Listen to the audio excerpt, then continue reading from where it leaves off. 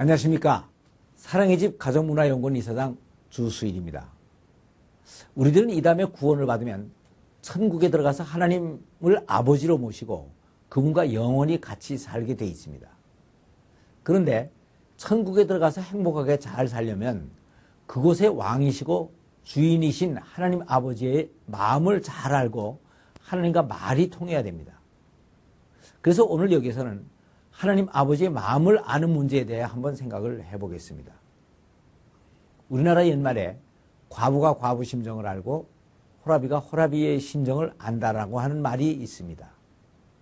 그러니까 하나님 아버지의 마음을 알려면 우리가 아버지가 되어보는 길밖에 없는 것입니다. 그래서 하나님께서는 우리 인간들이 이 세상에 사는 동안 아버지가 되고 어머니가 되어보는 기회를 주셨습니다. 구약을 보면 아주 부러운 사람이 두 사람이 있습니다. 바로 에녹과 엘리야입니다. 그들은 많은 인간들 중에서 죽음을 보지 않고 하늘나라로 바로 올라간 유일한 사람들입니다. 그런데 성경은 에녹의 생애에 대해서 300년 동안 하나님과 동행하더니 죽음을 보지 않고 하늘로 옮겼다라고 기록이 되어 있습니다. 그런데 에녹은 365세를 살았습니다. 그런데 300년 동안 하나님과 동행을 했다고 했으니까 65년 동안은 하나님과 동행을 하지 못했다는 말이 되는 것입니다. 그러면 이 65년이라는 기간은 어떠한 기간이었습니까?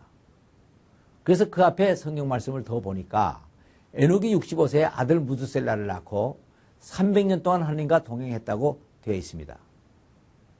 이것을 보면 에녹이 아들을 낳은 것과 하나님과 동행을 한 것과는 깊은 관계가 있는 것 같습니다. 동행이라는 말은 동승이라는 말과 같지 않습니다. 모르는 사람이라고 할지라도 차만 같이 타고 가면 다 동승이 될 수가 있습니다.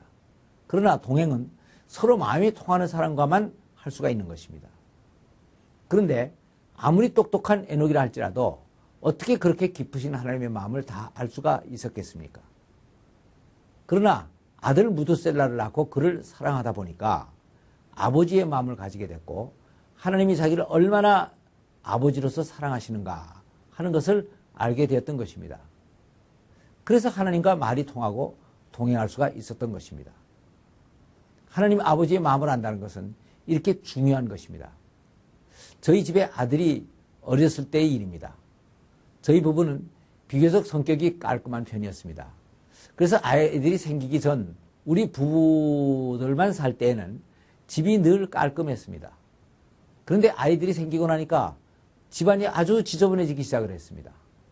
셋이나 되는 아이들이 집안을 마음대로 어지러 놓는 데는 도저히 감당할 길이 없었습니다. 그래서 하루는 애들을 불러놓고 이렇게 주의를 줬습니다. 너희 엄마 아빠는 성격이 아주 깔끔한 편이어서 이런 지저분한 걸 보면 아주 짜증이 나고 불행해진단다. 그러니까 너희들이 엄마 아빠하고 계속 같이 살려면 너희들의 습관을 고쳐야 되는 거야. 알았니? 그런데 이렇게 말을 하면서 이렇게 마명을 주신 하나님의 마음을 이해하게 됐습니다. 하나님께서는 성품이 너무 거룩하셔서 인간들이 서로 미워하고 싸우는 것들을 볼 수가 없으셨습니다. 그래서 이런 저속한 성품들을 우리들이 이 세상에 사는 동안 고치라고 율법을 주신 것입니다. 그래서 나는 아이들에게 집안을 깨끗하게 해놓는 것을 열심히 가르쳤지만 애들의 버릇은 제대로 고치지를 못했습니다. 그런데 나를 늘 화가 나게 한 것은 자기들 방을 다 정해줬는데도 불구하고 자기들의 물건을 항상 응접실이나 여기저기 우리 방에다 갖다 놓는 것이었습니다. 그래서 아이들에게 한 가지 규칙을 정해줬습니다. 자기 개인 물건들은 응접실이나 내 방으로 절대로 갖다 놓지 못하게 하는 것이었습니다. 그 대신 자기들 방은 아무리 지저분하게 해도 내가 그것을 뭐라고 하지 않기로 했습니다. 그래서 얼마 동안은 좀 나아진 것 같았습니다. 그런데 얼마 후에 일이 터졌습니다. 체면을 좀 차려야 되는 친구와 함께 우리 집에 갑자기 갈 일이 생겼습니다. 그래서 집으로 갔는데 현관을 들어서는 순간 내 얼굴이 화끈해졌습니다.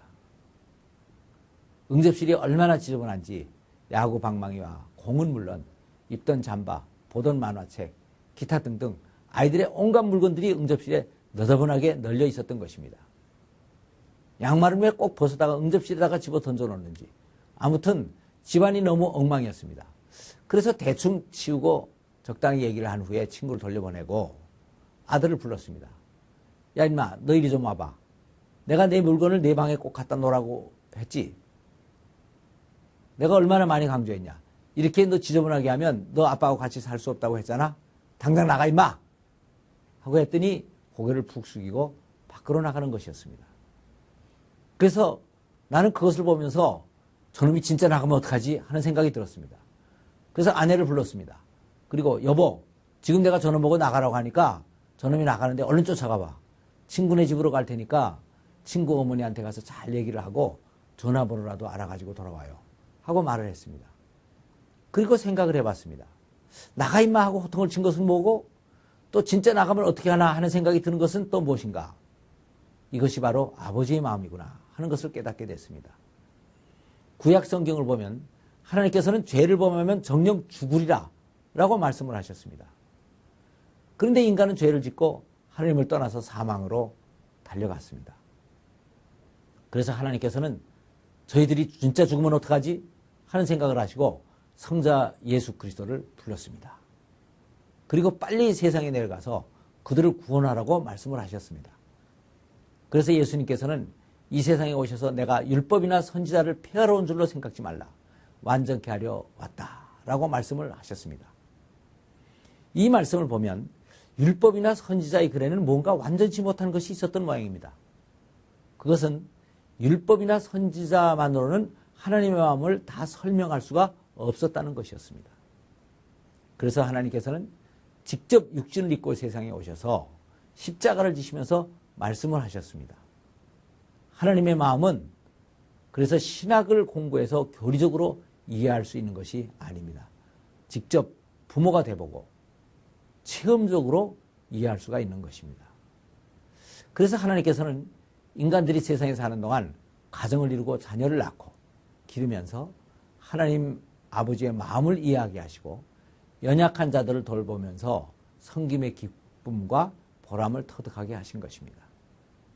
그래서 우리 인간들이 이 세상에 태어나서 아버지가 되어보고 어머니가 되어보는 것은 인간들이 이 세상에 사는 동안 하나님께서 주신 최고의 축복 중에 하나인 것입니다. 감사합니다.